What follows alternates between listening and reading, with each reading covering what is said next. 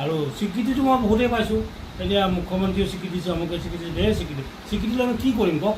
যদি মই মানুহক সজাগেই কৰিব নোৱাৰোঁ আৰু মোৰ লগত যদি তেওঁলোকে নাহে, মই যদি নোৱাৰোঁ, মোৰে দুখ বুলি ভাবিছোঁ, ক'ৰবাত মোৰ চাগে ভুল হৈ গৈছে, সেইকাৰণে মই মানুহক সজাগ কৰিব পৰা নাই, সেইকাৰণে মই খুব দুখ পাইছোঁ। এতিয়া বিশেষকৈ আমাৰ অভিভাৱকসকলক মই এটা আহ্বান জনাইছোঁ যে তেওঁলোকৰ সন্তানৰ প্ৰতি চকু দিয়ক।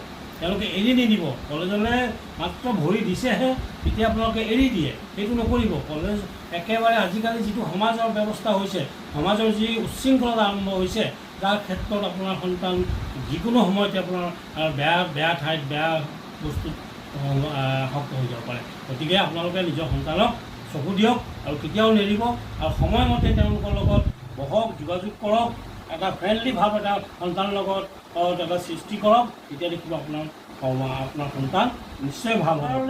আহ্বান সদায় আছে আৰু থাকিব এইটোৱে যে আপোনালোকে জানেই যে আমাৰ ড্ৰাগছটো অসমৰ উৎপাদন নহয়, ই বাহিৰৰ পৰা আহে, ম্যানমাৰৰ পৰা আহে, ম্যানমাৰৰ পৰা আমাৰ উত্তৰ পূৰ্বাঞ্চললৈ আহে। আপোনালোকে জানে ম্যানমাৰৰ পৰা উত্তৰ পূৰ্বাঞ্চললৈ 1600 কিলোমিটাৰ মানে পথ আছে আমাৰ অসমত, নৰ্থ ইষ্টত।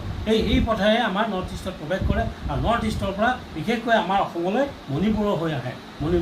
সেইকাৰণে মই চৰকাৰক আহ্বান কৰিছোঁ, আমাৰ যিটো সীমা, যিটো আমাৰ অসম আৰু নাগালেণ্ড বা অসম আৰু অৰুণাচল, অসম আৰু মণিপুৰ যিটো সীমা আছে, সেই সীমা কটকটীয়া কৰক, তাতে পহৰা ভালকৈ দিয়ক, তাৰ পৰা যাতে ড্ৰাগছ জাতীয় বস্তু বা কোনো নিচাজাতীয় বস্তু অসমত প্ৰৱেশ নকৰে। আমি ইয়াত যিমানেই ধৰক, তাৰ পৰা যদি আহি থাকে তেতিয়া কেতিয়াও বন্ধ নহয়।